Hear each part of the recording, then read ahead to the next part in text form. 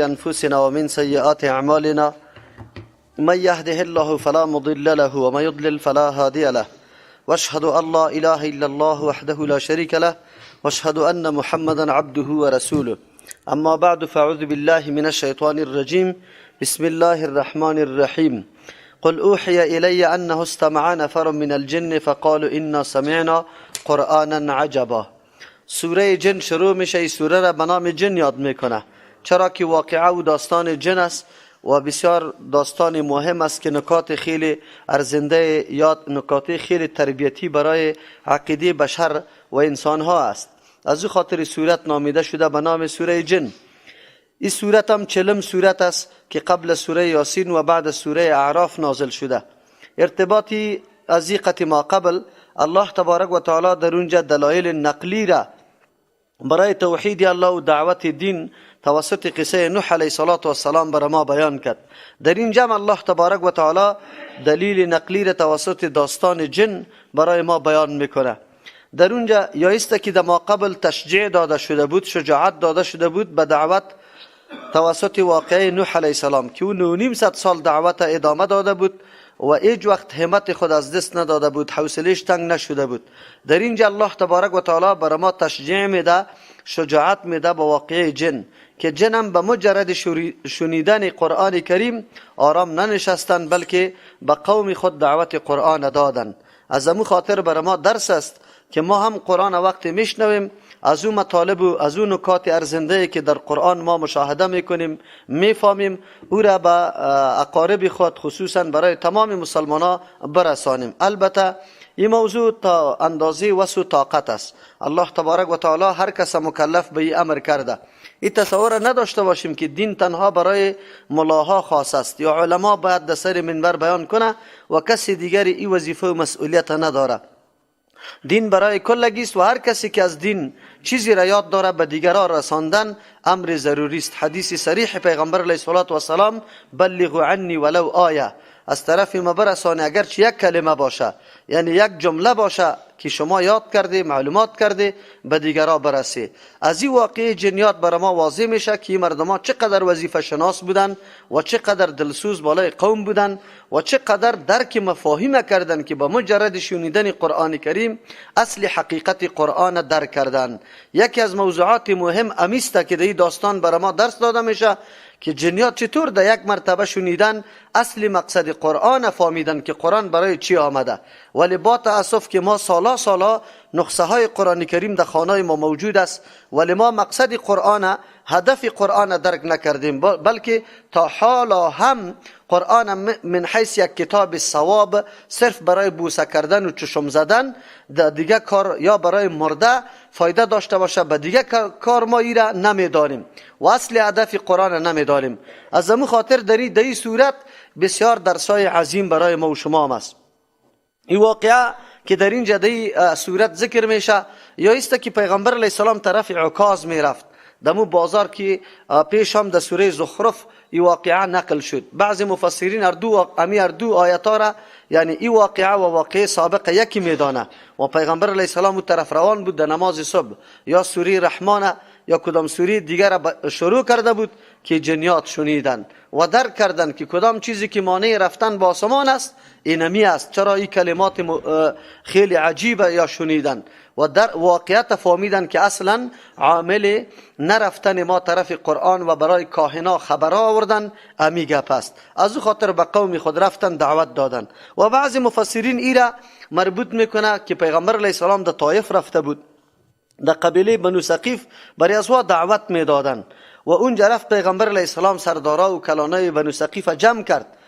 بعد از او برشان دعوت داد خو مردم دعوت قبول نکرد، بلکه بچه های خرد نعوذ بالله آموخته کردن که سری پیغمبر علیه السلام سنگار وار کنه، مثل که الله دور داشته باشه.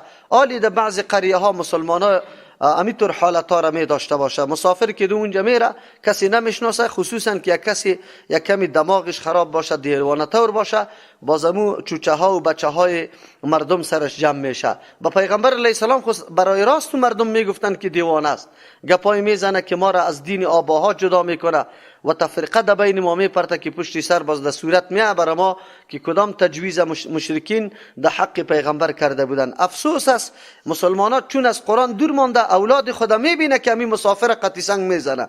در کابل هم همینطور گپ است، کسی واره مانع نمیشه. خیر در اینجا خو کسایی را میزنه که واقعا بعضش دیوانه هم هسته، لیکن اگر دیوانه هم هسته قابل زدن خو نیسته.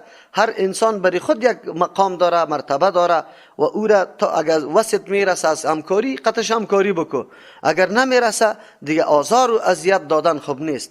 ولی پیغمبر علیه السلام در اونجا هم توسط بچه های خرد سنگ پیچان کردن. پیغمبر علیه السلام باز در سیرت واقعیش بسیار بزرگ بیان میشه که میاید در یک باغ که از دو برادر از عتبه و شیبه در او داخل میشه و دیقان گرویدی اخلاق پیغمبر علیه السلام میشه، او واقعه را ذکر میکنه. اصلی مقصودی است که پیغمبر علیه السلام در پس آمدن خود تلاوت شروع کرده بود که جنیات از او را تیر میشودن، یا 7 نفر یا 9 نفر بنابر اختلاف روایات قرآن شنیده.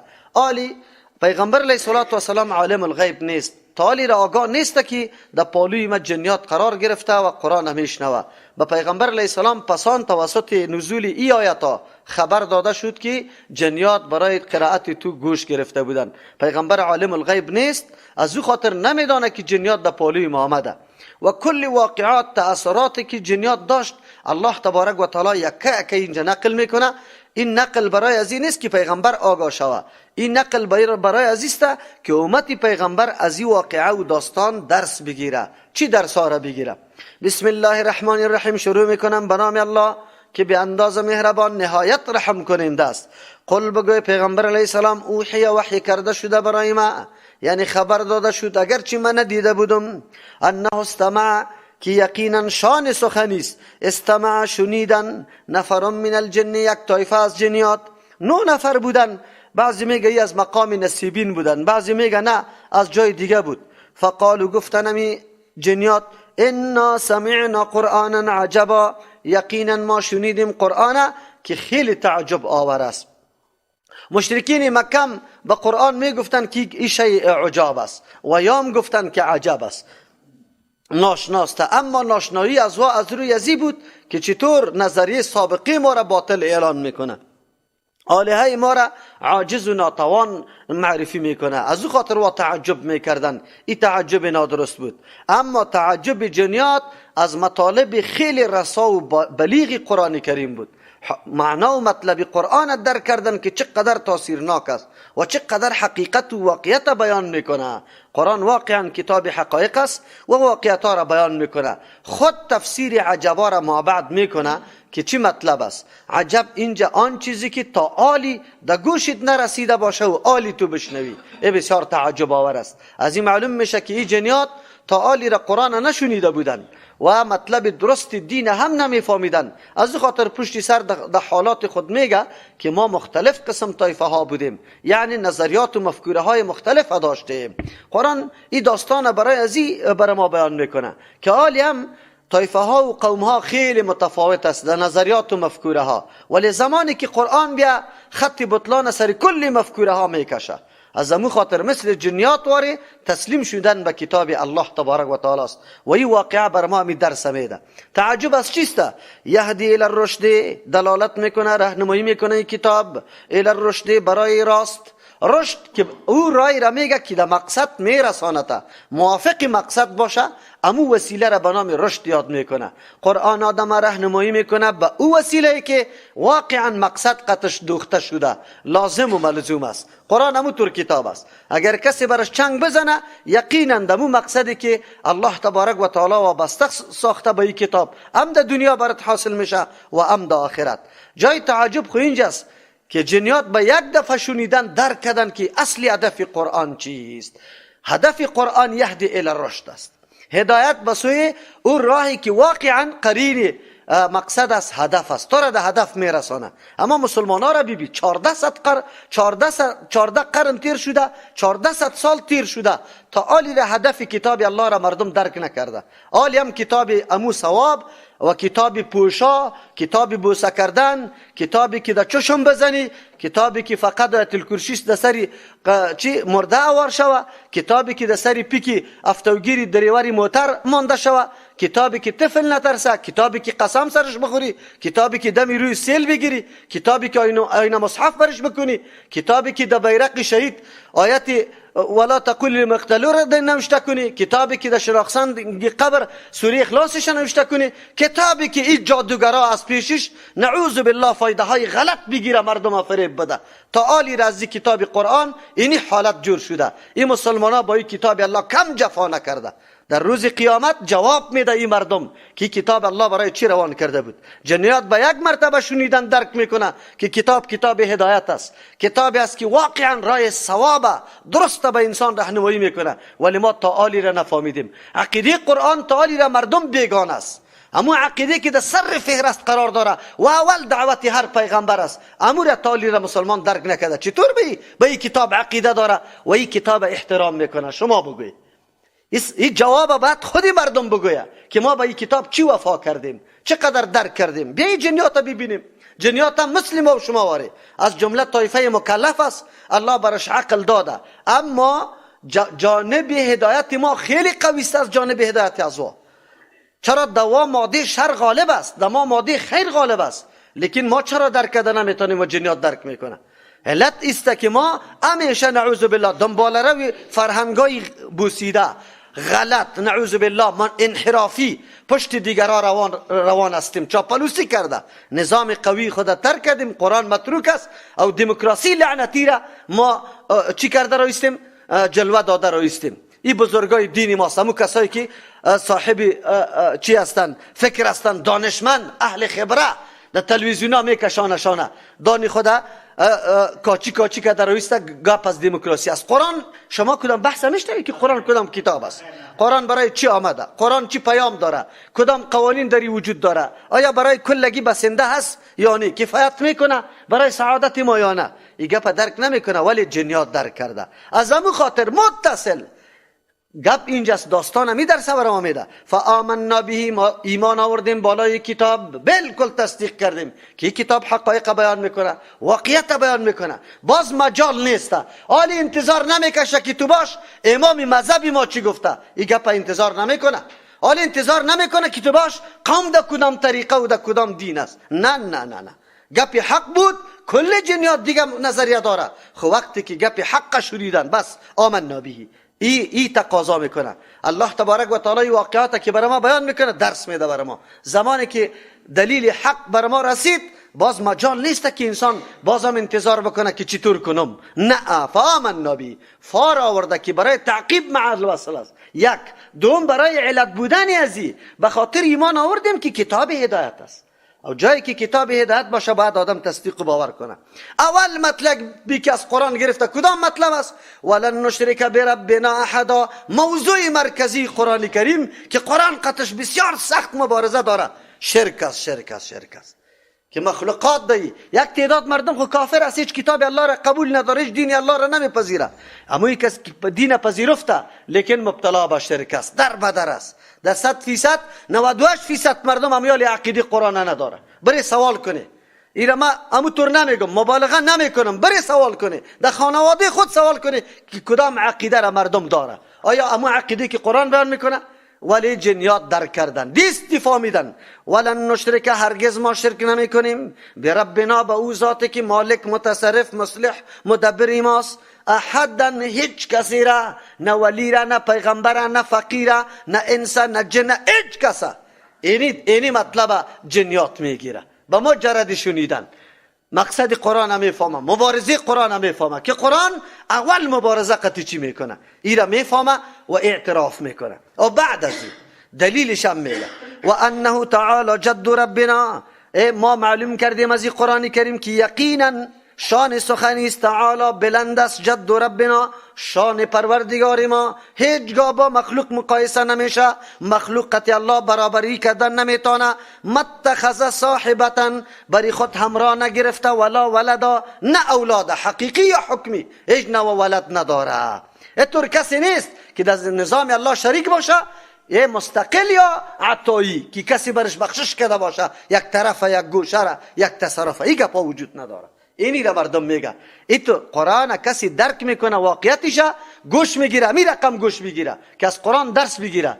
افسوس است که ما سالها قرآن میشنویم، تلاوت ها خیلی زیاد میشه، بنگ بنگ بنگ بنگ بنگ بنگ، او خیلی در اونمو خوشوازی قرآن کریم دلای ما مجذوب میشه، اما مطلب قرآن نمیفهمیم. در کابل به هزاران مدرسه حفظ روان است، چالان است، به هزاران مدرسه قرائت روان است. هر کس تلاش میکنه مسابقه هم گرفته میشه به سطح دولت و به سطح شرکت ها که الا کی خوش آواز است در قرآن کریم. ما رد نمی کنیم، خوب گپ است، خوش آوازی قرآن مطلوب است، در حدیث است، اما اصلی مطلب نیست، اصلی مقصد قرآن نیست. مقصد قرآن کاش که مسابقه گرفته شود که در قرآن کی خیلی مهارت داره، مطالب خیلی مهم قرآن کدام است، اینطور مسابقه گرفته شود. کسی مسابقات برای فقه میگیره که ما معرفی شویم که ما مذهبی مردم هستیم، در فقه مسابقه میگیریم. کسی سیرت میگیره که ما محبت قطعی پیغمبر داریم. نه، مسابقه در کتاب الله تبارک و تعالی که با کتاب الله کی زیاد آشنایی داره مطلب و مقصد میفهمه. این خیلی مهم است. چرا؟ مقصد قرآن فهمیدن بسیار امر عجیب است. این امری است که جنیات میگه که ما شنیدیم امر عجباره، لیکن امروز کجاست؟ متخذ صاحبتا ولا ولدا. جنیات درک کردن که اون مردمایی که میگن نعوذ بالله، در جنیات این مشهور بود که با دخترای سردارای جن الله تبارک و تعالی نکاح کرده، نعوذ بالله، باز بعد از او ملائک پیدا شده. این عقیده در جنیات موجود بوده و بعد از اون در اهل مکه موجود بود که بله ملائک دخترای الله تبارک و تعالی است، نعوذ بالله. ولدا، این عقیده در یهود و نصارا موجود بود که بعضش ولد حقیقی که بله الله ازدواج کرده و ولد پیدا شده، او بعضش ولد حکمی، یعنی متصرف در چیست؟ در قدرت الله، متصرف در پادشاهی الله، حصه داره، قطع از او شباهت داره، همرنگ است. این گپا را عقیده داشتن. الله تبارک و تعالی اینجا بیان میکنه که جنیات گفتن نه، متخذ صاحبتا ولا ولدا، ازدواج هم صورت نگرفته و نه کدام ولد است، نه حقیقی نه حکمی. امروز مسلمان ها کدام طرف روان است؟ که بزرگاره یکی خو اولیای واقعی است، او را بگذار. امو کسایی که در سال دین نفهمیده، مفهوم دین نفهمیده، وارا ولی معرفی کده، قبرای دور و دراز سرش جور کده، گنبتا را سرش جور کده، مجاورا برش نشسته، دیوانا را اونجا بسته کده، مردم فریب داده رایست، از راه حق و قرآن وارا منحرف کرده رایست. این کدام مردم هستند؟ آیا میطور است؟ و انه کان یقول سفیهنا، و دیگه ما فهمیدیم بعد از شنیدن قرآن کریم که شان سخنی است. کان یقول بود سفیهنا، آدمی نادانی ما میگفت علی الله، بالای الله، شتتا، دروغ، ای سخنایی که از حد بیرون بود. اینطور گپا را جور میکرد در حق الله. امروز مردم ما جور نمیکنه در حق الله، مردم جور نمیکنه، میگه الله تباه میشد، شیخ عبدالقادر جیلانی از دستش گرفت، نعوذ بالله، وگرنه الله هلاک میشد. این گپا هست، فی الحال وجود داره. همین مردم عقیده داره، شما این بعید ندانه، فکر نکنه که گپای دروغ است. جنیات هم همینطور گپا را میگفتن بالای الله. و الناس و ما گمان کردیم، لن تقول الانس، پیش ما گمان داشتیم که نمیگویا انس و الجن و جنیات علی الله، بالای الله تبارک و تعالی، کذبات، دروغه. یعنی برای ما معلوم میشد که اینجا جنیات هم یک قسم گپ میزنه، انسان هم یک، او اتفاق بالای اینمی گپ نمیشه. حتما دلیلی حقانیت ازی موجود است که هم جنیات همی گپ میزنه، هم انسان ها را. از همون خاطر ما همون عقیده را روان بودیم، خبر نبودیم که واقعیت کجاست. همونطور است ما و شما وقتی که کل قریه ها را ببینیم که یک عملی غلط انجام میده، فکر میکنیم که حق است، حالان که حق نیست. نوروز در دیار عجم مکمل انجام داده میشه، مردم فکر میکنه که حق است لیکن باطل است. در بدر است مردم مسلمان دینی خود سبک میشماره وقتی که کارا را انجام میده و این روز تعظیم میده. در حق اسلام اهانت میکنه. یا دین اسلام کامل است. امروز سر این موضوع انشاءالله در جمعه گپ میزنیم، سی دی و کاستش برای مردم درک بکنه که مردم کلگی جمع شده این حق است. جنیات میگه که ما گمان میکردیم که یک گپه، هم جنیات میگه هم انسان البته حق است، البته دلیل حقانیت داشته باشه، بس تقلید کورکورانه کرده روی بودیم کلی مردم میکنه ما میکنیم. نه، هر فرد مسئول است. هر فرد الله برش عقل داده، الله برش هوش داده، دلیل حق بشنوه، پیروی از حق بکنه، از مردم نکنه، کثرت گرایی را در نظر نگیره. گاهی هم چرا کثرت گرایی آدم تباه میکنه. ملا هم که میبینه که مردم یک طرف روان است، هیچ چیز گفته نمیتونه، اینطور نباشه. چرا جنیات برای ما درس میده، قرآن برای ما این جنیات آل خلاف کلی همی اتفاقی گپی اتفاقی جنیات انسان ها خلاف از او عقیده داره. اینجا برای ما میگه و انه کان رجال، دیگه گپ خوب ما را بالا برده بود، شانی ما را بسیار وقی ساخته بود. و انه کان یقینا بود رجال مردا من الانس از انسان ها یعوذون برجال که و پناه می بردن به مردایی که من الجن از جنیات بود. فزادوهم، دو ترجمه است، فزادوهم زیاد کرده بود اینمی انسان ها که در وقتی مشکلی خود پناه می بردن به کلانای جنیات. رهقا سرکشی و بد دماغی از واره، جن دیگم بد دماغ می شد که برو یک چیزی خواستیم اینه یام بر ما صدا میکنه پناه از ما میخواه. دوم ترجمه فزادوهم زیاد کرد امی مردای انسان ها را، امی جنیات رهقا سرکشی را دیگه هم، چرا که حاجت و مشکلشان از طرف جن پورا شد، دیگه بالکل عقیده کردن که یا صاحب تصرف هستند. پیش در دیگه ترجمه ها ابن صایب رضی الله عنه نقل میکنه که در واقعی که پیغمبر نو پیدا شده بود، من امرای پدر روان بودم در دشت، شبی ما قطع چوپان شد، در شو گرگ آمد یک بره را در پیش خود انداخت، حرکت کرد، چوپان برآمد و گفت که چیسته؟ یا سید الوادی جارکه، ای سرداری ای دشت الا پناه تو را میخوایم. گفت ناگهان صدا را شنیدیم که یا سرحان اترکو. با سرحان گفته آواز شد و گفت که بگذار. دیدیم که برای پس چی مانده شده، نفس زده پس آمد. ای چی بود؟ اونجا نه گرگ بود نه یک جنی خود گرگ جور کرده بود، برای را در پیش خود انداخت. وقتی که چوپان صدا کرد آل دیگه سر، چرا؟ و عقیده داشتن که هر منطقه برای خود یک نگهبان داره، مثل که آل مسلمان ها در حق اولیاء امیتور چی داره؟ بگوی عقیده داره و مختلف اصطلاحات برش کشیده، قطب و اوتاد و ابدال و اغواس و این نامه را برش گذاشته. اینمی رقم دو زمان بوده، لیکن اونطور نبوده. جنی که وقتی گپا میشونید که ما خوب پوهستیم دیگه، امروز هم همینطور است. همین جادوگرا کلشان که میگه ما اینطور هستیم که جن قطعی کسی میایه، خب یادتان داشته باشه قطعی کسی میایه که نجاست داره، پلیت است، نعوذ بالله، عقیده خرافی داره و هم پرست است. جن قطعی هر کس نمیره، قطعی ما چرا جن نمیه؟ بیا یعنی ما از اذکار پیغمبر علیه السلام شما روزانه استفاده بکنید، تلاوت قرآن بکنید که باز براتون آمده میتونه یعنی جنیات تو طور نمیه. قطعی کسی که دعوا میکنه که جن قطعه است، اول کشتن از او ضرور است. چرا مردم اغوا میکنه، در بدر میکنه، چرا با مردم اینطور وانمود میکنه که من کارهای نیک میکنم. جنیات چی کار داره؟ و طایفی علیده است، مکلفیت داره. انسانات طایفی علیده است، هیچ وقتی گپ نیست که جن و انس رفیقی رقت خود بگیره و هر کاری که میکنه مردم در جانش آمده رایسته. سری از او جنیات روان کو، سری از او روان کو، خیلی آزار و اذیت است. اذیت دادن یک مسلمان کدام جرم است؟ چی رقم جرم است؟ در یک جای نشان دادن. امی کسایی که خدا عامل میگیره یا عامل نیسته، یا خو بدبخت است، یا خو سجده به جن کرده، یا خو نعوذ بالله کدام کلمات شرکی که جنیات برش یاد داده امور میگه، یا تلمیخا و یا رقم ناما داره در تعویضای خدام نوشته میکنه، حاشیه میده و چلیپا میکشه و خانگکا میده و شماره تلفن ایرا میده. ای کلش دستور جنیات است که کتاب الله را بگذاره و کلماتی که پناه خواسته میشه او را بگذاره، اینی کارا را بکنه، اینی کارا را بکنه. جنیات معذف میکنه، گاهی بری تو خود نشان میده، در هر جای بری دروازه تا واز از درون هیچ کسی نیست، قلفک شده است. حالی ایران میمانی، تو را میترسانه، نترسی از این گپا.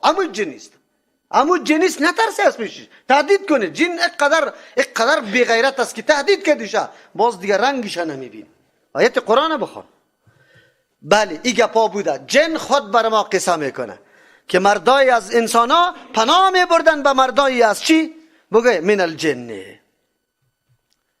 از همون خاطری تو واقعات خیلی زیاد شده. آلی هم مردم میبینه، در قبر رفته دست برآمده، در قبر رفته آواز شنیده، شو آواز شنیده، هیچ چیز نمیبینه. این کلش اینمی جنیات است. یعنی کودگرا کلش از همین جنیات کار بگیره. خود جنیات کی تابع از جا میشه؟ خبر داری؟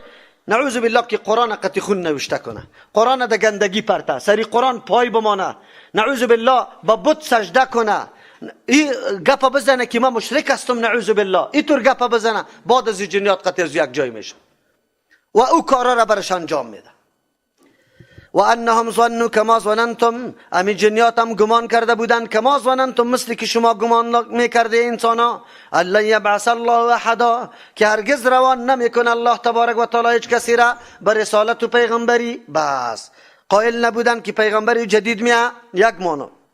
دوم، و انهم ظنوا، یا گمان کرده بودند کما ظننتم، مثل که شما گمان کرده بودی، الا یبعث الله، که هرگز بلند نمیکنه، زنده نمیکنه الله احدا، هیچ کسی را برای حساب و کتاب. از همون خاطر مست و ملنگ هر کار کرده روی بودن. لیکن قرآن خود دیگه چیز میگه، و انا لمسنا السماء، و یقینا ما جنیات لمسنا میرسیدیم، السماء در بالا فضا، فوجدنا یافتیم امی فضا را ملئت که پر کرده شده، حرسن پاسبانا، پیردارا شدیدن خیلی محکم، و شهبا ستاره های آتشین پیدا کردیم، عالی نمیتانیم. قرآن میگه که پیش از نبوت پیغمبر علیه السلام امی جنیات بالا میرفت. در او وقتام علما اختلاف داره که در او وقتام چیزی بوده که جنیات بزنه. راجح قولی است که بله بوده، خو لیکن زیاد نبوده. گاهی گاهی جنیات از پیشان شعله آتشی می آمد که از همین ستاره ها بود. یکی از فایده های ستاره را قرآن امین بیان میکنه. در او وقت هم می آمد پشیش، خود زیاد نه. از اونجا بعضی اخبار ملائک وقتی که الله تبارک و تعالی فرمان چیزا میداد، امین ملائک همینطور سلسله به سلسله، مرتبه به مرتبه، یکی به دیگه خود خبر میده از اون حالاتی که در دنیا واقع میشد. امو خبرها را بعضیش امین جنیات میشنید. باز می آمد در کاهنا، یک خبری راسته که اونجا شنیده بود را میگفت، 100 دروغ دیگر قطعش یک جای میکرد. کاهنا به مردم میگفتن، کاهنا باز از دروغای دیگه استفاده میکردن. خود زمانی که پیغمبر علیه السلام نبوتش آمد، بعد از او الله محکم پیردارا را در اونجا گذاشت. حالی اما میبینیم که ستاره ها همینطور تیز حمله میکنه، آتش واره بل میزنه، اینمو شیطانا را میزنه به خاطر که بالا نروه. آیا عالی هم میتونن که بعضی بالا بگرده؟ از حدیث و از آیات معلوم میشه از سوره شعراء که عالی هم یک گپ گاهی گاهی برشان موقع میاثر میشه، خطا میخوره و چی میکنه. ایام امتحان بزرگ الله تبارک و تعالی بالای مخلوقات خود است که امو گپ و کاهن میگه به مو کسی که تابع جن است و او گپ میگه مردم سرش باور میکنه یا نمیکنه. قرآن خو میگه که غیب غیر از الله دیگه کس نمیفهمه. اویی که اونجا برش آمده او را دزدی کرده جنی از گپی ملائک است و اینجا امو گپ کما هم نمیاره بلکه دیگرم قطش زیاد میکنه. این واقعه را جنیات خود میگه که اینطور بودیم ولی عالی رفته نمیتونیم. اونجا یک دم پیردارای محکم است و یک دم ستاره های شعله ور است که ما را میسوزانه. و انا كنا نقعد منها، و یقینا ما بودیم که می نشستیم منها از امی فضا، در فضا، مقاعد در نشستگاه هایی که لسمع برای شنیدن بود. فمن یستمع الان، کسی که گوش میماند در او مقامات، یجد له میابه برای خود شهابا، ستاره آتشینه، رصدا که در کمینش است. به مجرد که حالی دمو کمینگاه ها میریم ستاره ما را میه و میسوزانه. و انا لا ندری، و ما نمیدانیم اشر اریده، که شر اراده شده، به من فی الارض، به او کسی که در روی زمین است. یعنی که اخبار آسمانی بر از جان نمیرسه، مانده نمیشه که خبر آسمانی بر از جان برسه، چرا که نشسته نمیتونه جنات. این بر از جان شر است به اهل زمین. ام اراده بهم ربهم، یا اراده کرده به این مخلوقات روی زمین ربهم پروردگارشان رشدا، هدایت رای ثواب. نه، این را به خاطر اونجا الله محکم کرد که در وحی آسمانی خلل انداخته نشوه. در این صورت باز خو الله اراده خیر کرده، ثواب کرده که مردم رای حق پیدا کنه. و انا منا الصالحون، و یقینا بعضی از ما خیلی مردمای نیک است. صالح کسی را میگه که مکمل پابندی دستورات الله را میکنه، یعنی حق الله و مخلوق الله را در نظر میگیره، رعایت میکنه. و منا دون ذالک، و بعضی از ما غیر از یاس، سوای از یاس. سوای از دو مطلب داره، یعنی از صالحون نیسته کفار است نعوذ بالله، از یا که در مرتبه پایین است یعنی کفار است، یا است که از یا در مرتبه کمی پایین است، مؤمن خواه است خو صالح نیست که بلی گناه هم از پیش میشه. کنا طرائق قددا، بودیم ما در راههای مختلف، گروه های مختلف. اینجا کنا بودیم طرائق در راه و روش ها قددا مختلف، تفاوت داشت اما روش ما مفکوری ما. معلوم شد که جنیات هم گروه بوده. اعمش رحمت الله علیه یک تابعی است، او گفت من جنی را قطش گپ زدم، از پیشش سوال کردم که آیا در بین شما امی فرقه هایی که در بین ماست وجود داره؟ گفت کلش. گفت بر ما. باز او میگه که من سوال کردم که کدام فرقه خیلی بد است در بین شما؟ گفت کسی که صحابه رسول الله صلی الله علیه وسلم بد دورت، میگه امو فرقه بدترین فرقه است. او واقعا همونطور است. چرا؟ و خود دین الله را از بین میبره. واسطه در بین ما و پیغمبر در رسیدن دینش صحابه است. صحابه را که نعوذ بالله بدنام کردی، از بین بردی، دین کلش از بین بردی، دیگه هیچ باقی نمانده. این اونمو شبکه های یهود است که در او زمان هم میگفتن که نعوذ بالله پیغمبر علیه السلام جبریل امین میاد، جبریل امین خائن است، او عذاب میده، از او خاطر ما قبول نداریم، یعنی وحی قابل قبول نیست. اینطور برنامه ها را در هر زمان و تاریخ همچو شاگردای یهود کرده رویسته که صحابه را بد میگه و صحابه را مورد اعتماد مردم قرار نمیده. رقم شبهات در حق صحابه پیدا میکنن و میگن که اینطور بود و اینطور نبود. این گپا را گفته رویست، این ایجاد شبهه را میکنه. باز که صحابه قابل اعتماد باقی نمانه، دین خود توسط صحابه بر ما رسیده، باز هیچ دین باقی نمیمانه. و ان ظننا، ما یقین کردیم، الله نعجز الله، که هرگز ما عاجز کده نمیتونیم الله را. عاجزی را میگه که خود بگریزی و تو را گیر کده کسی نتانه. فی الارض، در روی زمین نمیتونیم که از الله را عاجز کنیم، یعنی خود از پیشش گریز بکنیم. ولن نعجزه هربا، هرگز عاجز نمیکنیم الله تبارک و تعالی را هربان، از روی گریختن که فرار کنیم و ما را گیر نتانه. این گپ قطعا درست نیست. آلی ما یقین کردیم. و ان لما سمعنا الهدى، و ما زمانی که شنیدیم هدایت که قرآن کریم است، بالکل این قرآن یک تیکه برنامه هدایت و راهنمایی بود، آمنا به، ما ایمان سرش آوردیم. فمن یؤمن بربی، او ثمره و نتیجه ایمان است کسی که ایمان میاره به مالک و متصرف خود، فلا یخاف بخسا اجن و نقصان، در اعمال و ثوابای اعمال خود نمی ترسه، حراس نداره، ولا رهقا اجن و ذلت و رسوایی را یا زیادت در گناهش هم دیده نمیشه. چرا که الله تبارک و تعالی عدل مراعات میکنه، ظلم نمیکنه. و انا من المسلمون، یقینا ما بعضی از ما مسلمان است، و من القاسطون، بعضی ستمگار است، رای غلط میپیماید. فمن اسلم، پس کسی که تسلیم شده به این نظام الله، فاولئک، ایتور مردم تحروا، قصد کردن، جستجو میکنن رشدا راه راسته، این مردم یقینا در تلاش راه درست هستند. و یکی قاسطون است و خودش میگه که ازم جهنم است. و اما القاسطون، هرچی ستمگار است و یکی انصاف نمیکنه، معلوم شد که غیر از عقیده توحید الله این ظلم است. از همون خاطر لقمان حکیم به بچه خود گفت که شرک چی است؟ ظلم عظیم است. و اما القاسطون، هرچی ظالما و کسایی که از حد گذشتن، فکانو هستن لی جهنم، برای جهنم حطبا، ازم جهنم واس. چرا که در دنیا رای هدایت نپیمودن و نه به کتاب هدایت رو آوردن. و الله استقاموا علی الطریقه، و دیگه حکم آمده به ما که اگر کسی استقامت اختیار میکنه علی الطریقه، بر رای درست، رای توحید الله، لاسقینهم، الله میگه ما می نوشانیم واره، ما ان غدقا، آبی خیلی بسیار، آبی گوارا.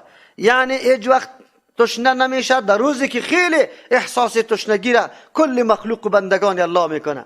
لنفتنهم فیه، که امتحان کنیم واره فیه، در اینمی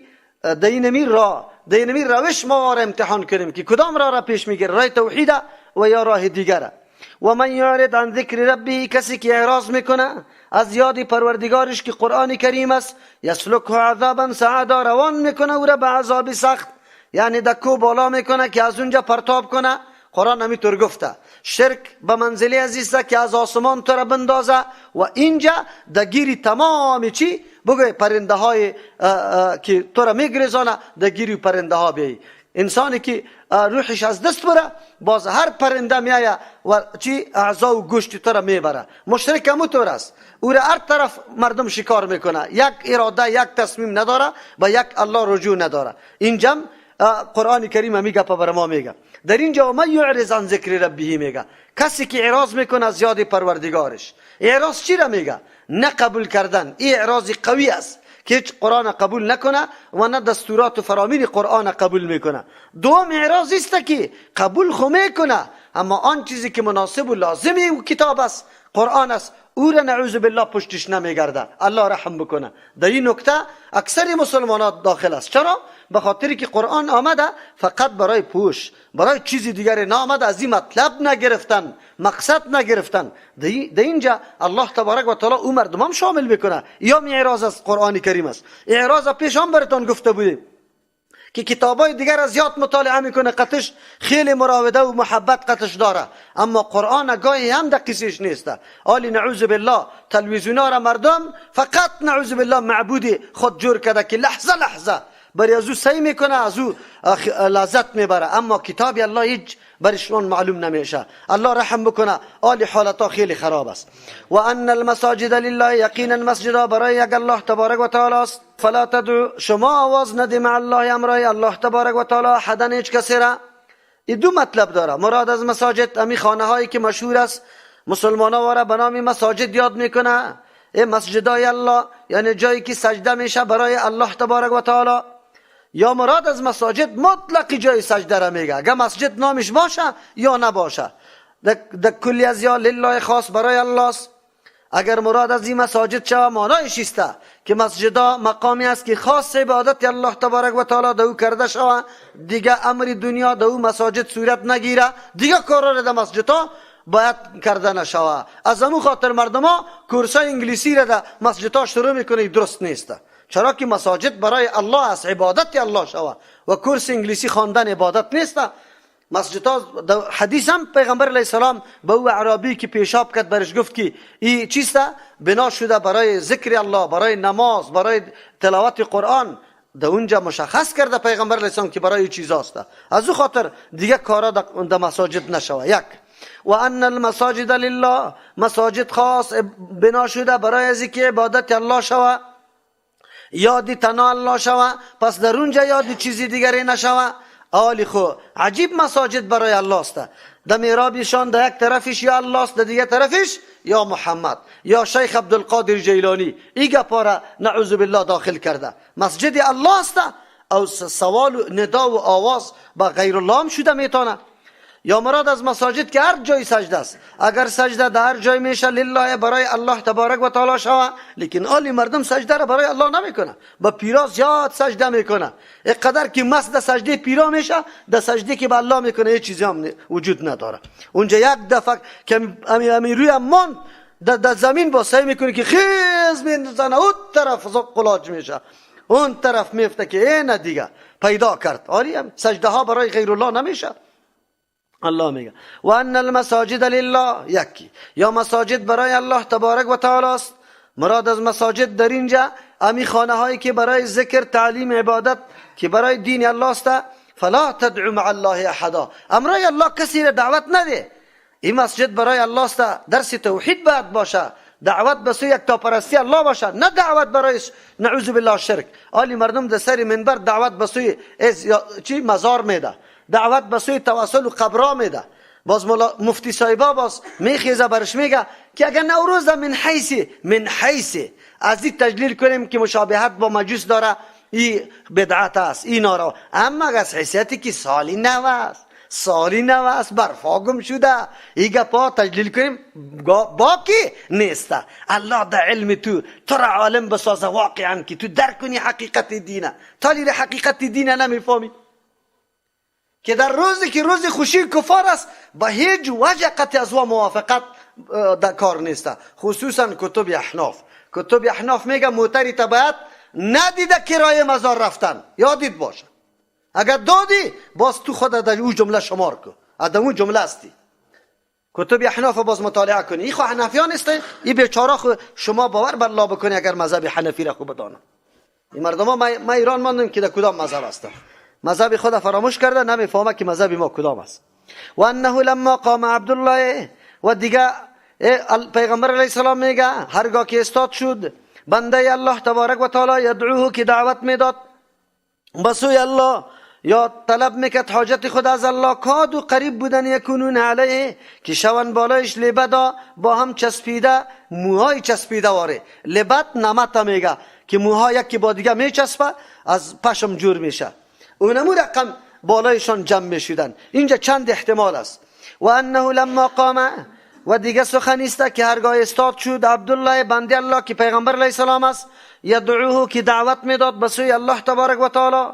امی جنیات در وقت دیگه کادو قریب بودن جنیات یکونون که شو علیه بالای پیغمبر علیه السلام لبدا به مثل مویای نمت داره، یکی بالای دیگه چسبیده، اینقدر نزدیک شدن او خیلی زیاد بودن.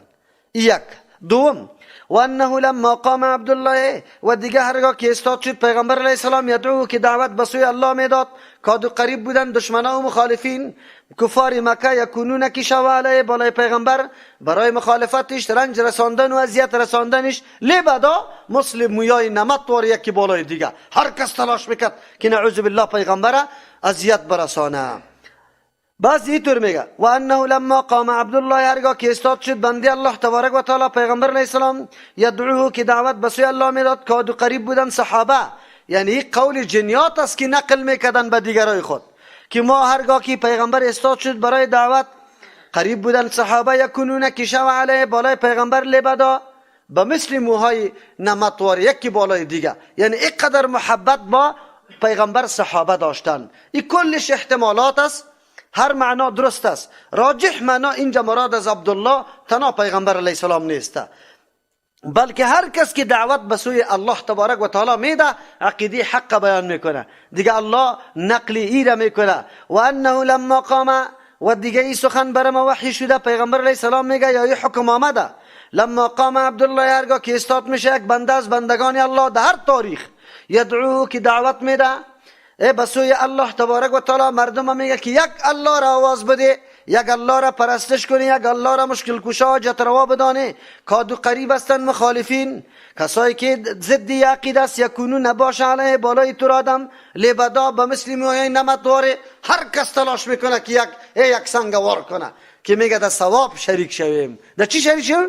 در ثواب. در مسجد که رفع الیدین کده باشه باز مقتدیا کلشون خیز میزنه، یکیش میگه افسوس دستی من نرسید از ثواب محروم شدم. این ثواب میدانه. خب قرآن برای ما میگه دعوتگر حق وقتی که مردم برای یک الله دعوت میدیگه پا سرت است، حتما است. امیر رقم مردم سرت جمع میشه، حتی اقاربت نزدیکای تام تو را طعن میگه او تو را بد میگه. یک تو حالی دی نمیفهمی دیگه نمیفهمه، تا حالی را ای بابا اجدادی ما ای طور بود حالی تو پیدا شدی، ای گپا را براتان میگه. قرآن ای گپا برای ما میگه. قل بگوی پیغمبر علیه السلام اعلان کو اگر مردم مسلم مویای نمت واریم در گرد جمع شده حراس نکو. چرا؟ انما ادعو، یقینا ما دعوت میدم ربی به سوی پروردگار خود، ولا اشرک به احدا، شریک جور نمیکنم همراه پروردگار خود احدا هیچ کسی را. مخو اینمی موضوعیم است، هدفم است، اعلانم است و اینمی راهم است و اینمی پیامم است. بس اعلان کو بگو اینی گپم است او دلیلم دارم. قل بگو پیغمبر علیه السلام انی لیجیرنی، پیغمبر علیه السلام برشان بگو که هرگز مرا پناه داده نمیتونه من الله از عقوبت و عذابی که الله برم مقرر کرده احد، هیچ کسی نیست که مرا پناه بده. ولن اجد، نمیابم، یعنی اینطور کسان پیدا نمیشه که یک آیه مونده. قل انی لا املک، بگو پیغمبر علیه السلام ما اختیار ندارم لکم برای شما درن ضرر رساندن ولا رشدا، نه که شما را توفیق داده بتانم به ایمان آوردن. اینجا رشد به معنای توفیق دادن است. مطلقی راهنمایی را پیغمبر علیه السلام میکنه. و خو میگفتن که توی قدر میگی خیر برای ما ضرر برسان ما که مخالفتی تا میکنیم. جواب برش داده شد که ما اختیاردار نیستم، ما دعوتگر هستم. من اینطور اختیارات ندارم که کسی را در پاچایی برسانم و کسی را بسوزانم. خب میفهمی؟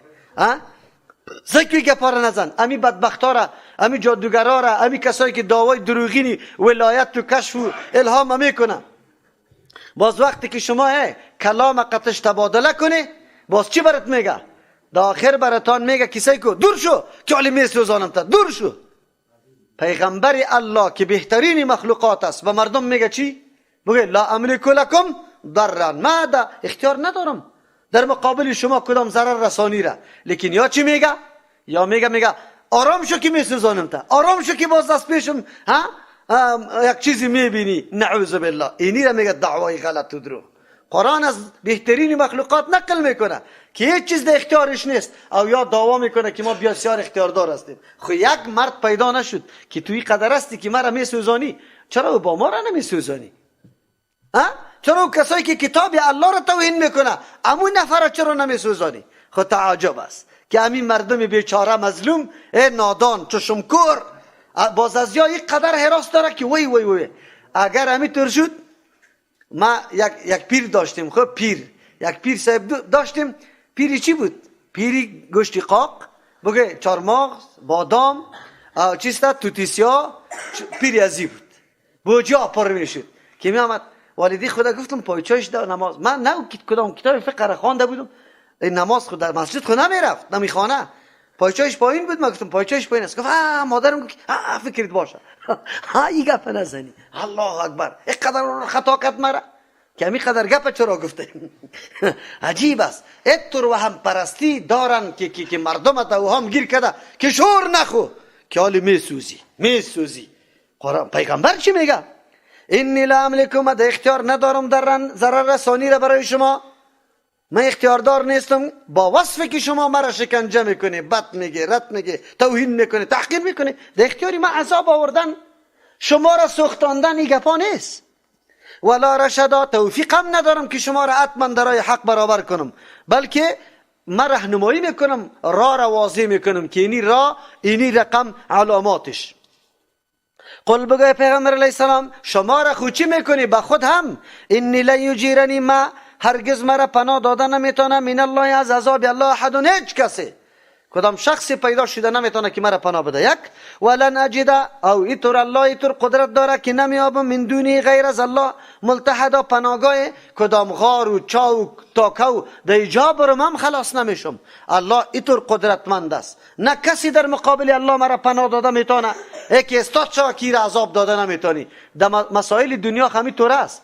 یک نفر خیلی جنایتکار است، لیکن اونجا بیادرش وزیر است، بیادرش رئیس است، در مقابل دولت استاده میشه، کسی برش کشتی کرده نمیتونه. همینطور است یا نه؟ بازارها واقعا در وطن میشه، خب به چشم سر میبینی که اینی جنایتکار است، قتل کرده، خب کسی برش کشتی کرده میتونه؟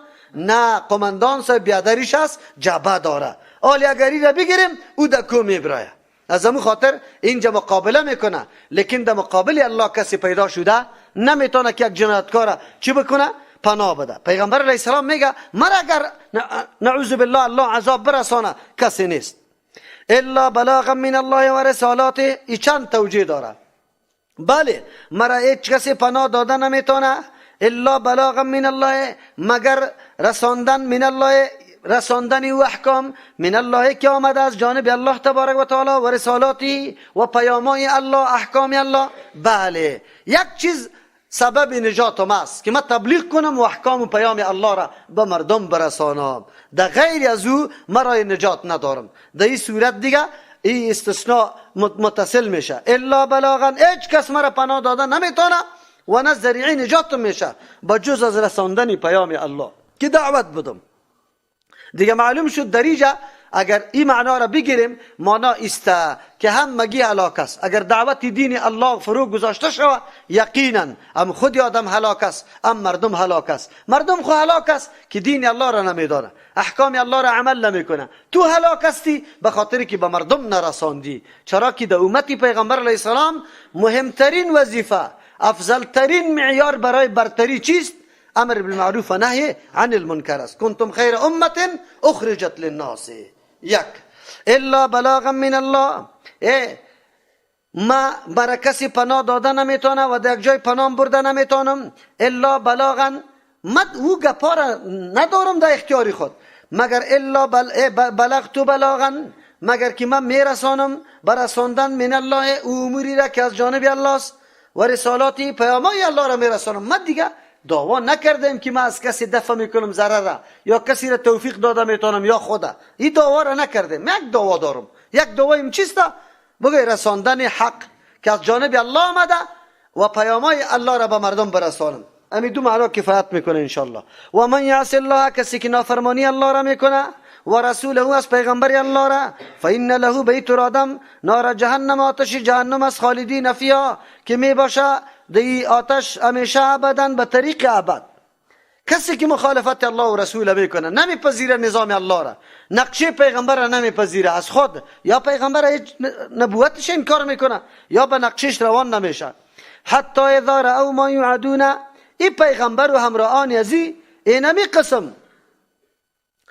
قسم ضعیف می بودن و ناتوان بودن. حتی اذا رأوا، تا یکی یا می پنداشتن امی کفار پیغمبر و همراه های پیغمبر از ضعیف میپنداشتن، ناتوان، نعوذ بالله، حقیر و ذلیل. حتی تا این وقتی که وقتی که ببینن ما یعدون او عذابی که امرایشان وعده کرده شده، فسیعلمون، زود است که باز بدانه من اضعف، کیست خیلی ضعیف و ناتوان، ناصرن از روی کمک کننده، و اقل عددا، کیست خیلی کم از روی شمار. حالی معلوم نمیشه.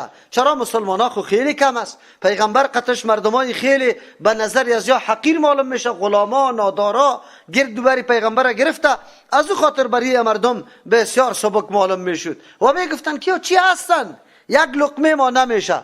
و عذاب الله که برسه باز برشان معلوم میشه که آلی کیست از نگاهی که قطعش نصرت نمیشه و شمارشان کم میباشه، بخلاف همین مردم ضعیف که الله تبارک و تعالی چه قوت برشان میده و چه قسم نصرتشان الله میکنه.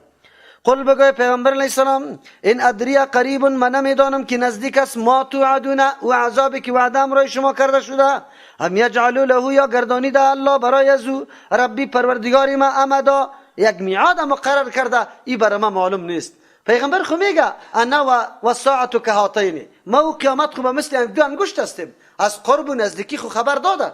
جواب است یعنی مقدار معینش 100 سال، 2 سال، 1 سال، 1 روز، 1 ماه، اینطوری تعیین پیغمبر نکرده. تنها گفته که بله قیامت هم قرینی ما هست، لیکن اینطور مشخص نکرده که بعد از چقدر روز یا چقدر ماه یا چقدر سال. از او خاطر اینجا امو گپا میزنه که من نمیدانم قریب ما توعدون، آیا نزدیک است آن چیزی که وعده امرای شما کرده شده که عذاب الله است، ام یجعلوا له، یا میگردان الله برش ربی پروردگاری ما امدا میعاده، دور میسازه او موقع را، به الله معلوم است.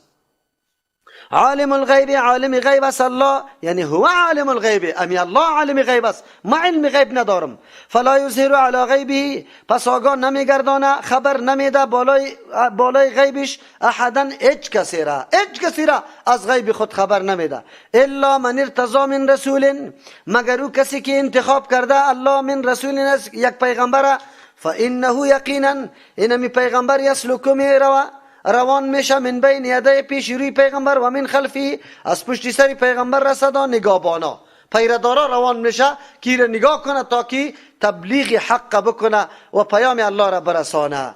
اینجا فکرتان باشه الا به معنای لکن است. هم مفسرین ایرا نوشته میکنه که استثناء منقطع است، قطع ما قبل هیچ ارتباط نداره. لکن کسی را که الله خوش کنه از پیغمبران، برای از اینکه پیام الله را به مردم برسانه، الله هم حفاظت پیغمبرای خدا میکنه، پیش و پشت سرش ملائکه روان میکنه تا که مورد آزار و اذیت قرار نگیره. البته اینجا مراد از نگهبانی اونطور نگهبانی که الله مقدر کرده و الله نوشته کرده. در بعضی اوقات امی انبیاء علیهم السلام هم مورد شکنجه و آزار و اذیت قرار میگیره. البته اونجا امر و فرمان الله همونطور شده که باید همینطور حالت در پیش بگیره. یکی.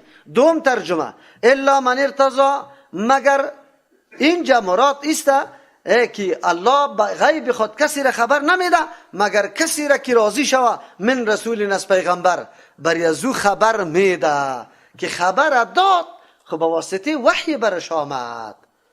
غیب امور میگه که به هیچ وسیله معلوم کرده نمیتونی، معلوم نمیشه، یعنی معلوم نشده باشه، نه به وحی، نه به عقل، نه به حواس. 3 سبب برای حصول علم است. یعنی علم که برای ما حاصل میشه یا اسبابش حواس است، یا عقل است، یا وحی است. و هرگاه این سه سبب موجود نباشه و تو خبردار باشی، اینی را به نام علم غیب یاد میکنه. و این مخصوصی کیست؟ الله. پیغمبر که از چیزی خبر بده او خو وحی برش شده، باز خو غیب نشد. چی نشد بگه؟ غیب شده نمیتونه. از او خاطر او را انباء الغیب میگه، خبرایی که پنهان بود آلی الله تبارک و تعالی با کی خبر داده؟ با پیغمبر. این را غیب گفته نمیتونیم. و این اونمو خبرایی است که مربوط به شریعت میباشه. یعنی هر پیغمبر مکلف است مسائلی که تعلق با انسانها در امور زندگیش داره اونو مسائل الله براش تعلیم میده، خبر میده و با پیغمبر میگه. اما ای که پیغمبر عالم شوه کل جزیات کل کلیات از سابقه از آینده را، ای برای هیچ کسی ثابت نیست بجز از کی؟ الله تبارک و تعالی. از او خاطر هر کسی که عقیده را بکنه که پیغمبر عالم الغیب است، یعنی سری هر چیز در هر وقت و چیستا در هر جای علم داره، ولو که در شریعت تعلق داره یا در تکوین در موجودات تعلق داره، بالکلی نعوذ بالله مشرک است. چرا که به صفت علم الله چی کرد؟ قطع الله شریک کرد. به خاطر که این را الله تعلیم نداده. موسی علیه السلام پیغمبر بود، از امر سه چیز تکوینی آگاهی داشت؟ نداشت، تا که خضر علیه السلام برش بیان کرد. پیغمبر علیه السلام یک واقعه نیست. چند واقعه؟ بگو یک واقعه نیست، به هزارها واقعه موجود است. ولی اگر پیغمبر علم می داشت اعرابی میا پیشاب میکنه، بعد پیش از پیش علم می داشت که ولی اوجا پیشاب میکنه من نمیکردش در مسجد داخل نمیکرد.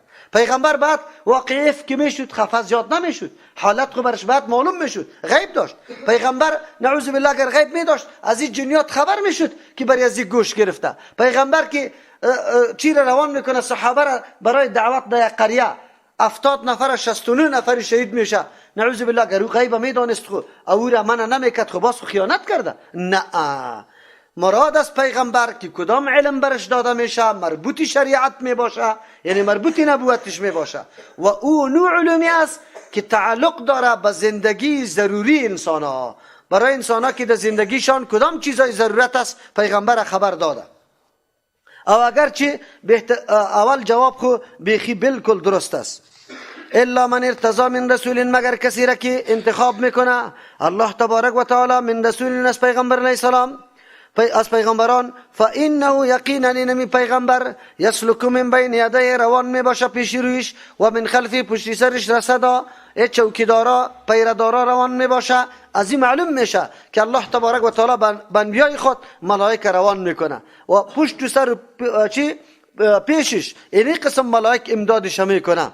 لیعلم ان قد ابلغوا رسالات ربهم، بخاطر که بدانه هر پیغمبر، لیعلم که بدانه پیغمبر علیه السلام ان قد ابلغوا که یقینا رسانیده انبیاء علیهم السلام دیگه رسالات ربهم پیامای پروردگارشانه.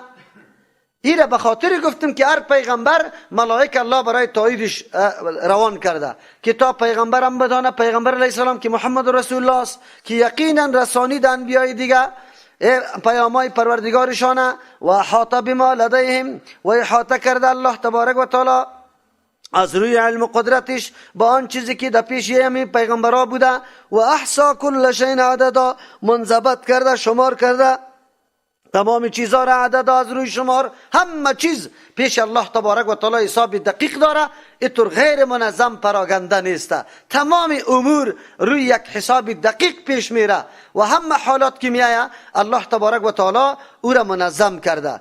دوم ترجمه لیعلم ان قد ابلغوا، که هر کدام از پیغمبرها بدانه که یقینا رسانیدن دیگه کل پیغمبرها رسالات ربهم پیامای پروردگارشانه. اینه هر پیغمبر بدانه که هر پیغمبر دیگه پیامای پروردگار رسانیده. چرا؟ به خاطر که پیغمبر حفاظتش میشه. این ملائک به خاطر چی است؟ که در وحی الله تبارک و تعالی چیزی مداخله نشوه. از او خاطر هر ملک وحی که می آمد برای پیغمبر، ملائک دیگه هم می بود که در چهار اطراف پیرداری میکردن تا که در وحی خیانت نشوه یا در وحی کسی نعوذ بالله چیزی دیگری را یک جا نکنه. از همون خاطر است که شیطانا در پهلوی پیغمبر در این موقع امکان نداره که موجود باشه، چرا که ملائکت از او جهاد میکنه. پس او واقعی را که میگفتن که پیغمبر علیه السلام در سوره نجم تیر شد که چیستا پیغمبر علیه السلام در اسنایی که وحی میشد شیطان هم نعوذ بالله ای آواز کرد تلک الغرانیق العلا و این شفاعتهن لترتجا. ای بتای خدا گفتن که به مثل شترای سفید گردنای سفید واره بلند بلند گردن داره و شفاعت از یام امید کرده میشه. این روایت واهیست اسرائیلی است. هیچ وقت شیطان در پالوی پیغمبر این امکان برش دادن نمیشه که او سخن بگویه. چرا اگر تو رو بگویه نعوذ بالله نعوذ بالله باز خو هیچ امن بالای وحی باقی نمیمانه. اونجا او گپ اینطور نبوده. زمانی که وحی میشه مثلا عقیده توحید با دلایل ذکر میشه در دل مردم شیطان وسوسه و شبهه را پیدا میکنه. مثل که عالی وقتی قرآن بیان میشه عقیده توحید الله را بیان میکنه در دل مردمایی که توحید نفهمیده وسوسه ها پیدا میشه. وی اولیاء هیچ زور نداره، ما تواصل کرده نمیتونیم، این پیش الله قدر نداره، این اگر واسطه کنیم نمیشه. اینی طور وسوسه ها را شیطان در قلب مردم میپرته. در غیر از او در وقت وحی ملائک 4 اطراف انبیاء علیهم السلام میگیره به خاطر که در وحی هیچ نوع خلل واقع نشوه. و الله تبارک و تعالی اینجا میگه که کدام پیغمبر الله انتخاب کرده حتما حفاظتش کرده که بدانم خود پیغمبر که یقینا ذمه‌واری هایی که الله برشان داده که او پیامای الله است او را رسانده. و احاطه بما لدیهم احاطه کرده به او چیزی که لدیهم پیش همین انبیاء علیهم السلام است. هر چیزی که پیش از یاست الله به علم خود احاطه کرده. چیزی است که الله روان کرده، الله او را معلوم کرده، مناسب است. و احصا کل شیء عددا منضبط کرده تمام چیزها را از روی شمار. الله تبارک و تعالی روی حساب دقیق وحی و احکام خود روان میکنه. امر پراگنده نیست که خلاف مصلحت باشه.